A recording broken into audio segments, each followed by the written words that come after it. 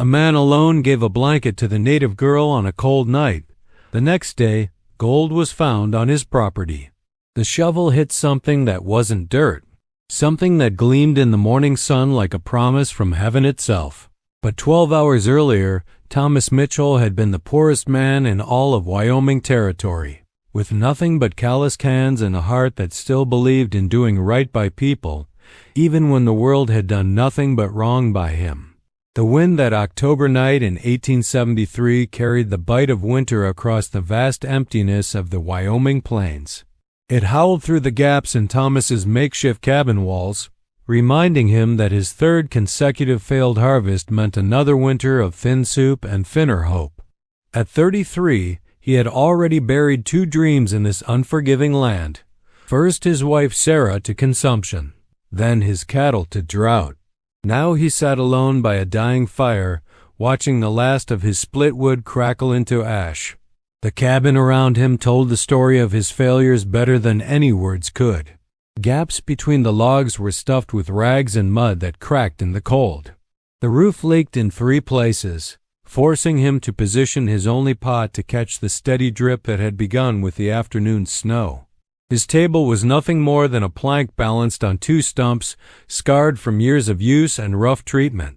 The single chair wobbled on uneven legs he had never found time to fix properly. Outside, the temperature had dropped to something that could kill a person in their sleep.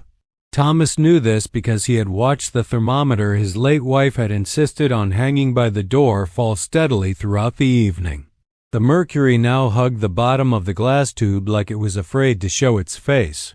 Sarah had bought that thermometer in Denver on their honeymoon, back when they had believed this land would make them rich, back when they had believed in tomorrow.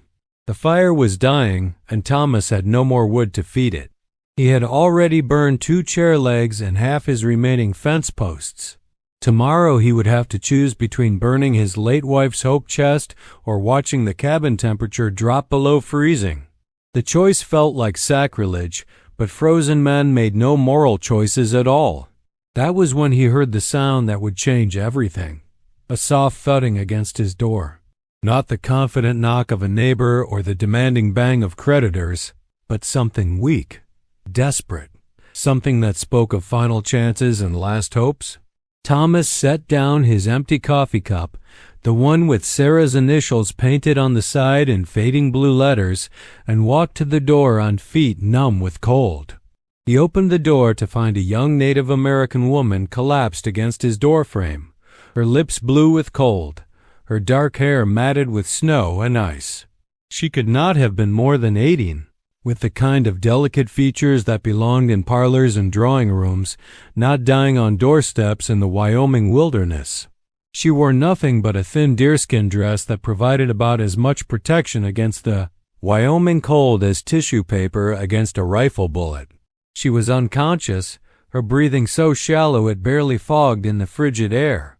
Her skin had taken on the waxy pallor that Thomas recognized from his time as a field medic during the war. He had seen enough death to know it was reaching for her with eager fingers, could almost see the frost forming on her eyelashes as her body temperature continued to drop. Without hesitation, he lifted her slight frame and brought her inside, laying her near the dying embers of his fire. Her skin was cold as river stones in winter, and when he pressed his ear to her chest, her heartbeat was so faint he had to hold his breath to hear it. She weighed almost nothing, as if the cold had already begun to steal her substance along with her warmth. Thomas had exactly 2 blankets to his name. One threadbare wool blanket that barely kept him warm on good nights, the kind of thin coverage that left him shivering until dawn even when the cabin held some heat. The other was a thick buffalo hide that had been his wedding gift to Sarah, hand-sewn by her mother with intricate beadwork around the edges. It was the only thing of real value he still owned, worth more than his horse, his plow, and his cabin combined. The buffalo hide represented his last connection to better times, to the woman who had believed in him when no one else would. Sarah had wrapped herself in it during her final illness, finding comfort in its warmth when nothing else could ease her suffering. Thomas had kept it pristine since her death, folding it carefully each morning and storing it in the cedar chest she had brought from back east. It smelled faintly of the lavender sachet she had sewn into its lining, the last lingering trace of her presence in his empty world. He wrapped the buffalo hide around the unconscious girl without a second thought. For the next 6 hours, Thomas kept the fire burning with furniture legs and pages from his only book, a volume of Shakespeare's sonnets that Sarah had read to him on quiet evenings. Each page that went into the flames felt like another small death, another connection to his former life reduced to ash and smoke. He melted snow for water in his dented tin pot, coaxing small sips past her blue lips when she stirred. He rubbed her hands and feet to bring back circulation, talking to her in gentle tones even though she showed no sign of hearing him. The girl's hands were soft, unmarked by the kind of hard labor that had scarred his own palms with permanent calluses. Her fingernails were clean and carefully shaped, not the broken, dirt-stained nails of someone who worked the land for survival.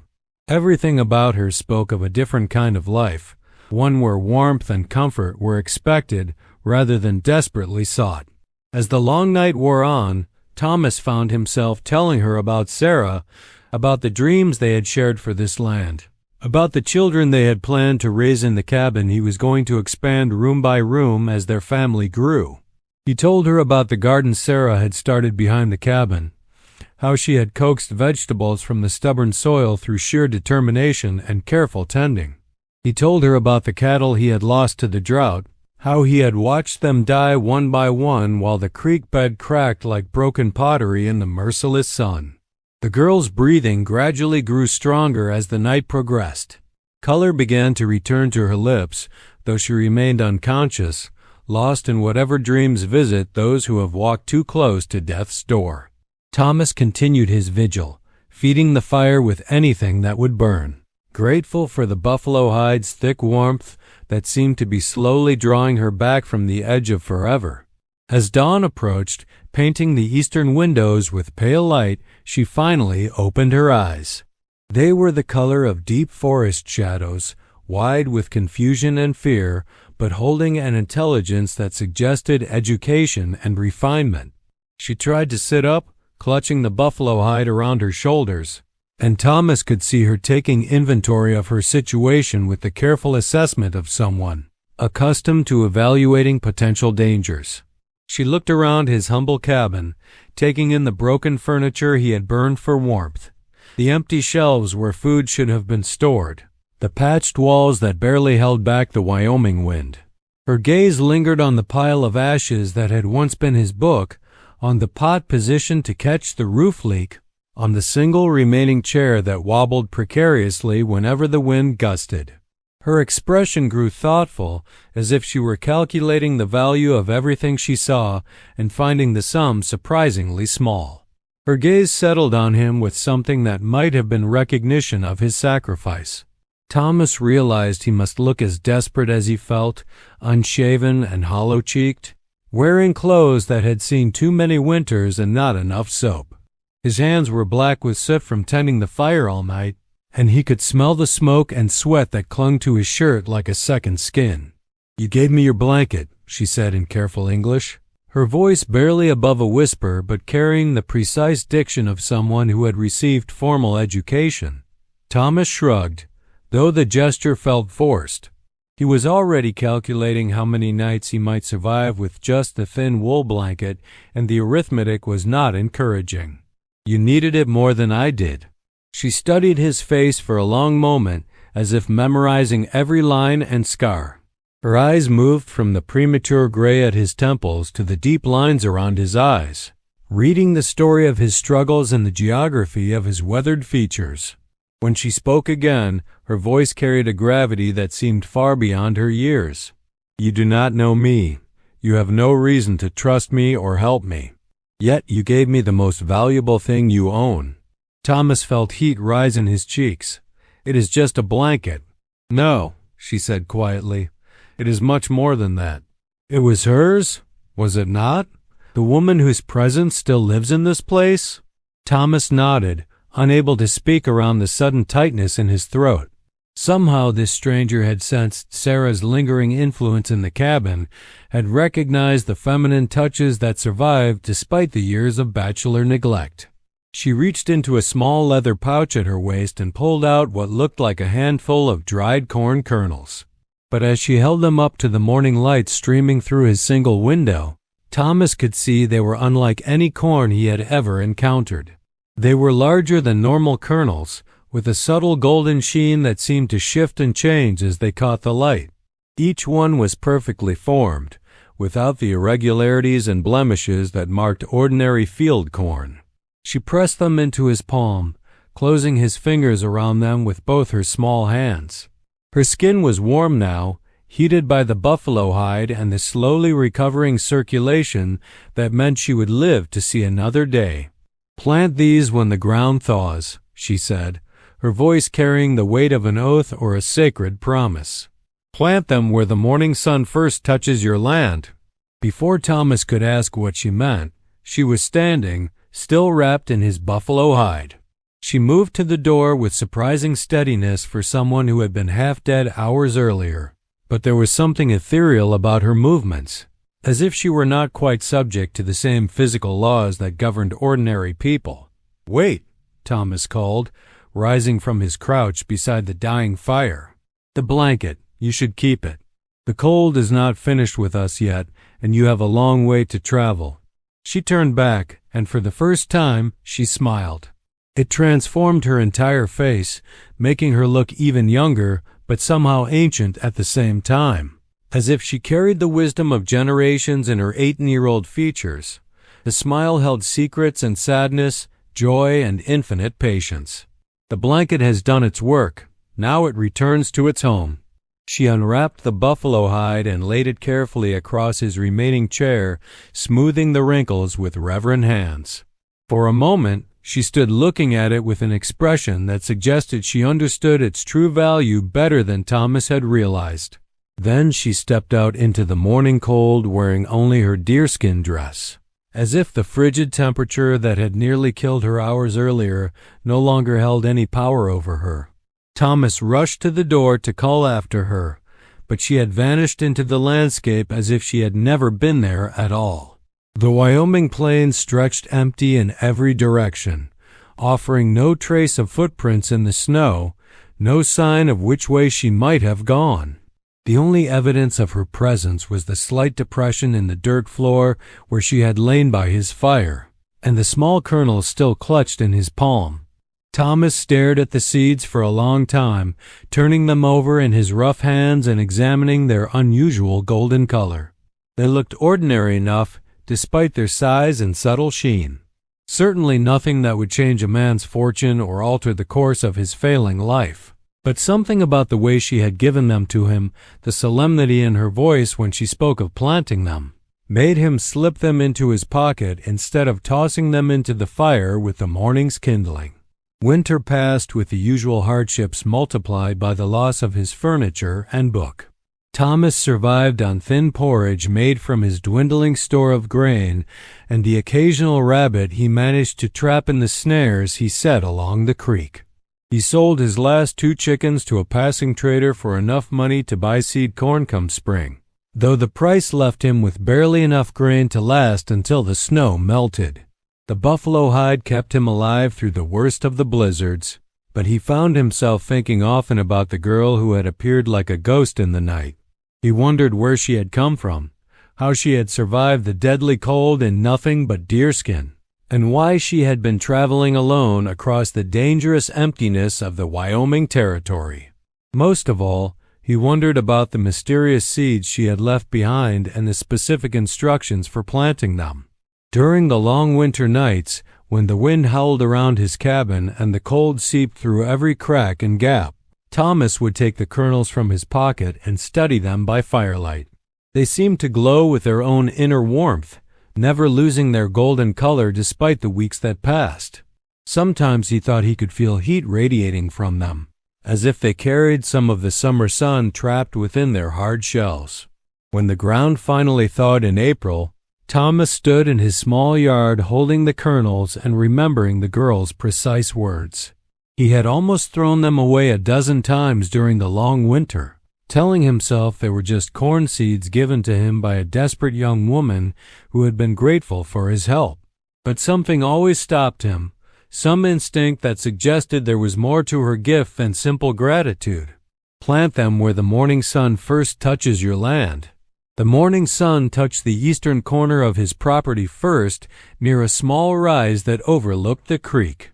It was not particularly good farmland, too rocky and sloped for normal crops. The soil was thin there, barely covering the bedrock that jutted through the surface like the bones of some massive buried creature. Not a place any sensible farmer would waste precious seed, especially when he had so little to spare.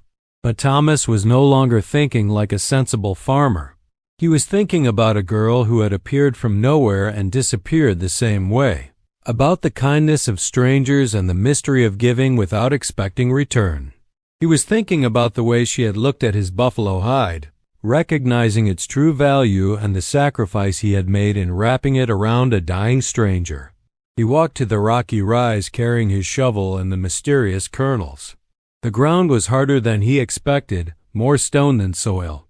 His shovel rang against buried rocks again and again, sending vibrations up his arms that made his teeth ache.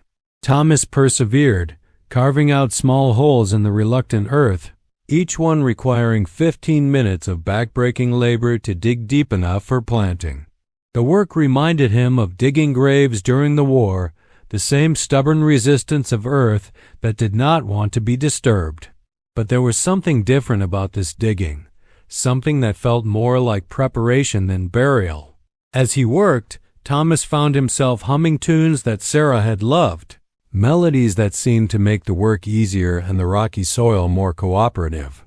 He dropped one kernel into each carefully prepared hole, covering them with the meager dirt available and marking each spot with a small cairn of stones. It felt foolish, wasteful, but he planted all 12 kernels in that unlikely spot, following the line where the morning sun painted golden squares across the stubborn ground. Days passed, then weeks. Thomas tended his regular corn crop in the good soil closer to his cabin, using techniques his father had taught him back in Ohio before the war changed everything. The seedlings emerged on schedule, green and promising, though he knew the poor soil would limit their growth.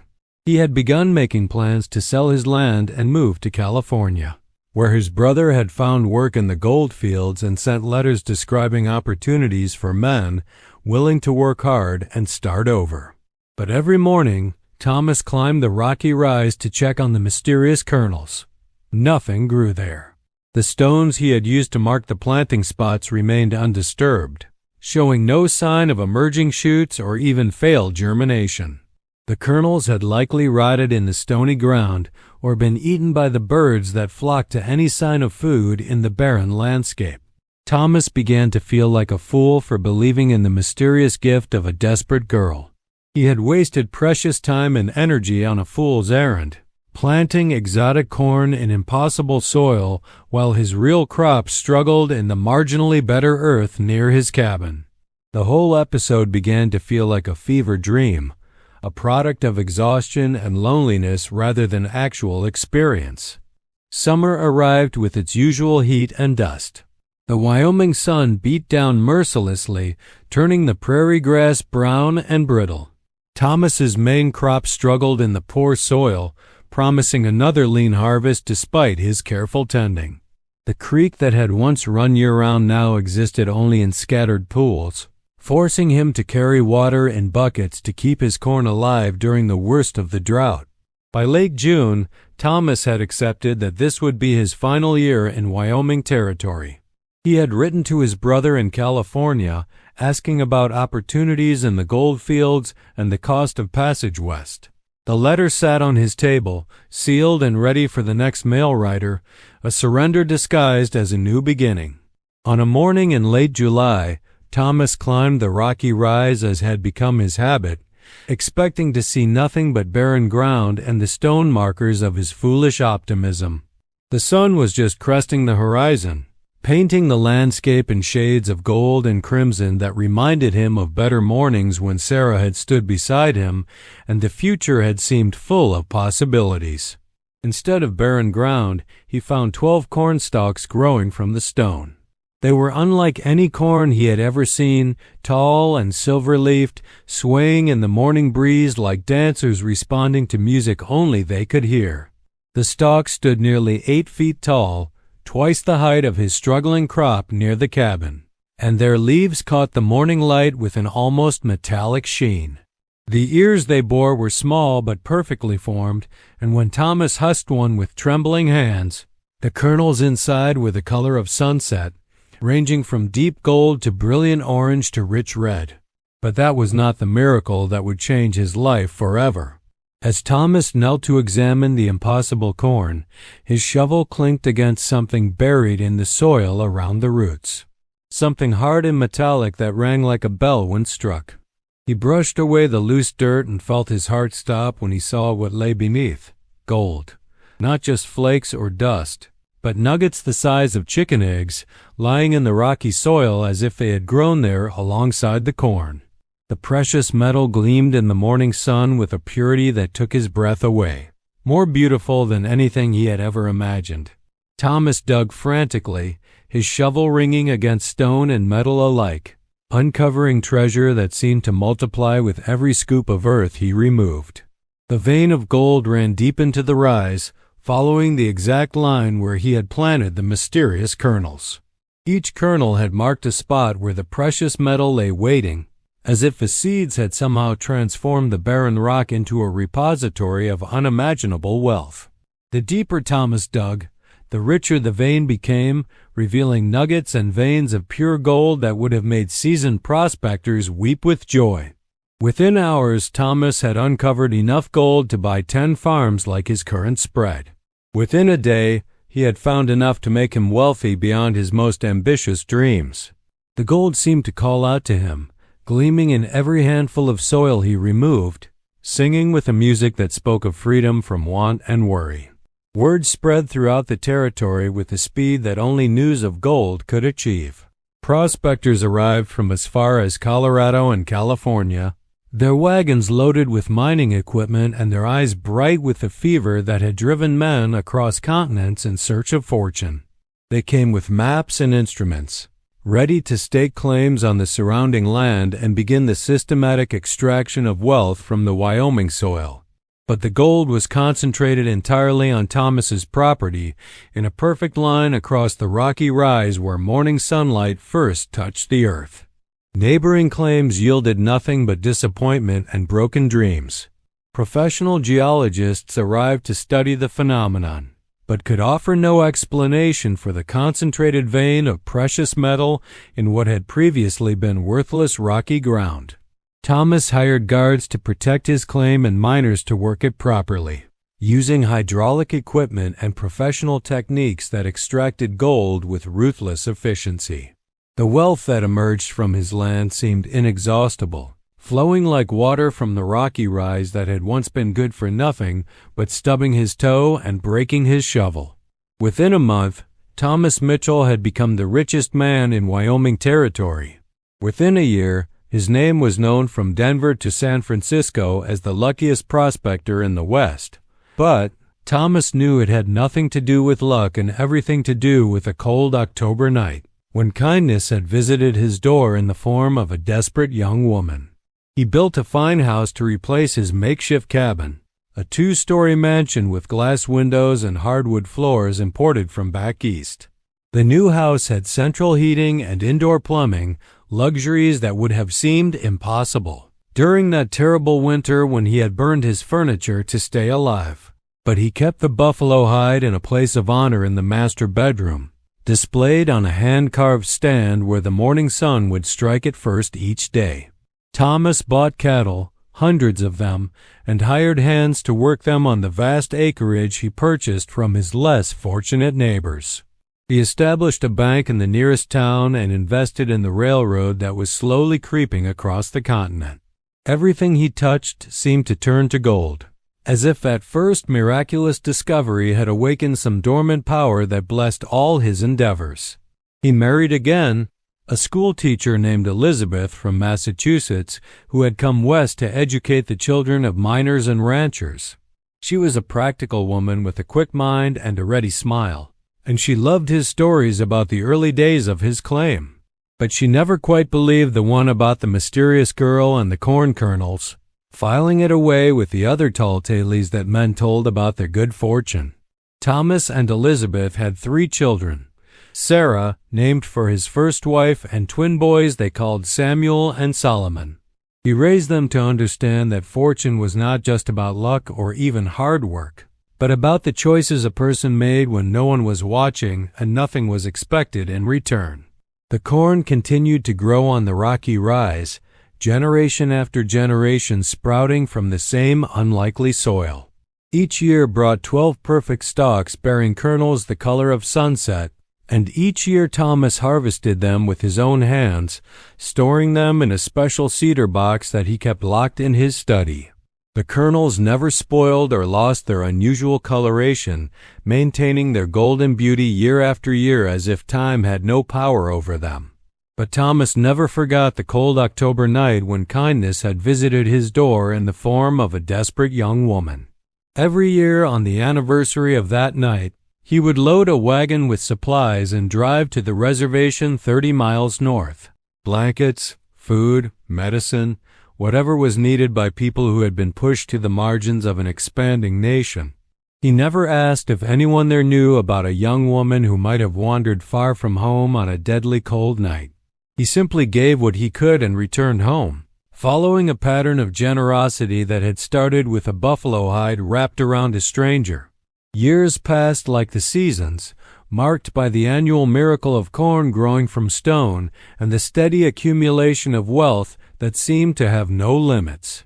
Thomas's children grew and married, having children of their own who played in the mansion's many rooms and listened, wide-eyed to their grandfather's stories about the early days when he had been poor as dirt and twice as stubborn. The gold mine eventually played out, as all mines do, but by then Thomas had invested wisely in railroads and cattle ranches, banks, and real estate developments. His family's fortune was secure for generations, built on a foundation of precious metal that had appeared as mysteriously as the girl who had brought it into his life. One autumn evening, when Thomas was an old man of 67 with silver hair and hands gnarled by arthritis, he sat on the wraparound porch of his mansion watching the sunset paint the Wyoming sky in shades of gold and crimson. His granddaughter Sarah, named for his first wife, was playing in the garden on the rise, chasing fireflies among the corn stalks that still grew there with supernatural persistence. The garden had become a showplace, carefully tended by professional gardeners who understood that the corn was never to be disturbed except by Thomas himself. The stalks grew in perfect rows, their silver leaves catching the evening light like mirrors, their sunset-colored ears heavy with grain that defied every law of agriculture and common sense. As he watched his granddaughter play, Thomas felt the weight of his years settling around his shoulders like an old coat. He had lived a good life, longer and more prosperous than he had any right to expect. But there were still questions that haunted his quiet moments, mysteries that had never been solved despite decades of wondering. As the stars began to appear in the darkening sky, a figure emerged from the tree line beyond his property. A woman, walking with the steady pace of someone who knew exactly where she was going and why she needed to be there.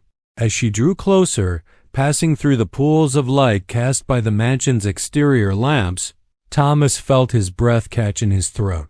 She looked exactly as she had 34 years earlier, 18 years old, with deep forest eyes and long dark hair that moved like water in the evening breeze. She wore modern clothes now, a simple traveling dress instead of deerskin, but there was no mistaking the delicate features and otherworldly grace that had marked her as different from the moment she collapsed against his cabin door. She walked up to his porch with the same ethereal movement he remembered, as if she were not quite bound by the same physical laws that governed ordinary mortals. When she spoke, her voice carried the same gravity and precision that had impressed him so many years ago. You planted them where the morning sun touches, she said, as if they had spoken yesterday instead of decades ago. Thomas stood slowly, his old bones creaking in protest but his mind sharp with sudden clarity. I did, though I never understood why it mattered or how you knew it would work.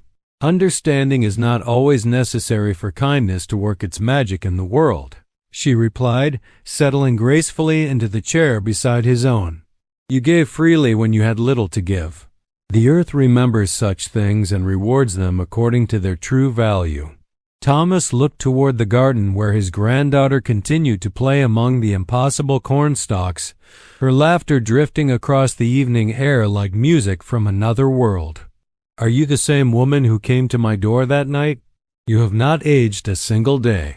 I am the daughter of that woman and her daughter's daughter, and many daughters before that, stretching back to the beginning of time. We are all the same woman in the ways that matter most. She gestured toward the mansion, taking in the manicured grounds and obvious prosperity with a smile that held no trace of surprise.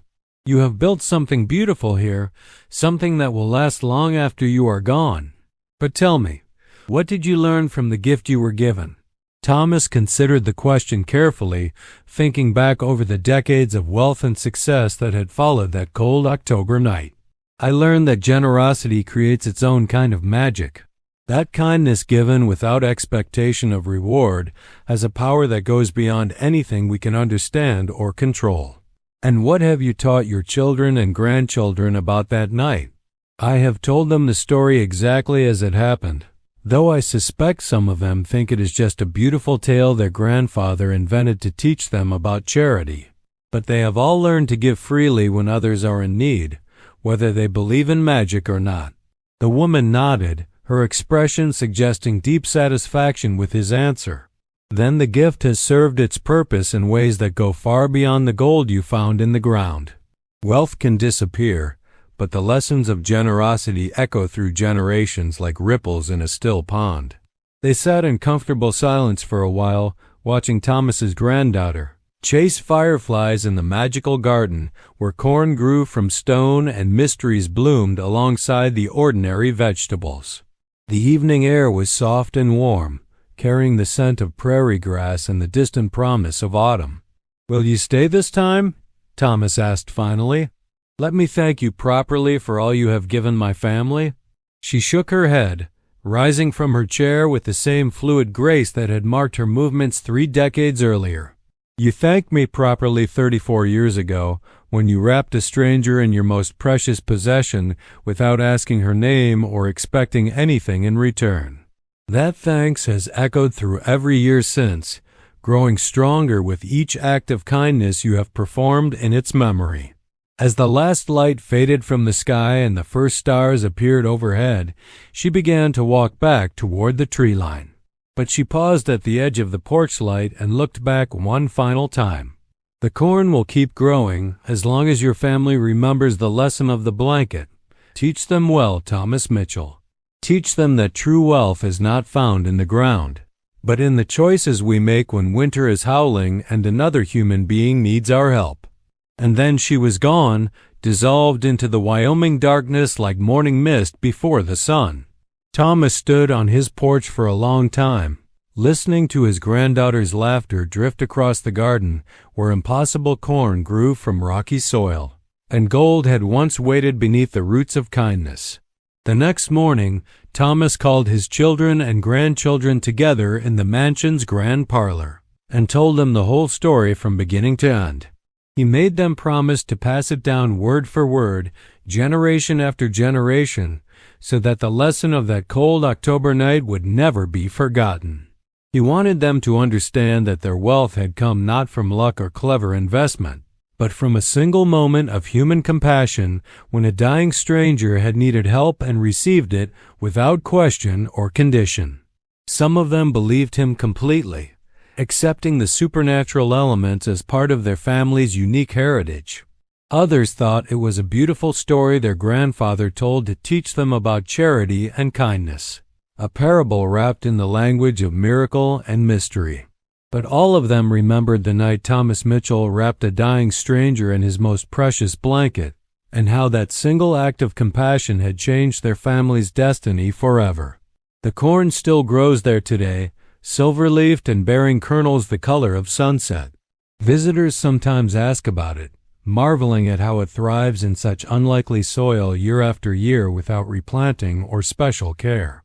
The current generation of Mitchells just smile and tell them it is a family heirloom, planted long ago by someone who understood that the most valuable things in life cannot be bought or sold, only given away to those who need them most.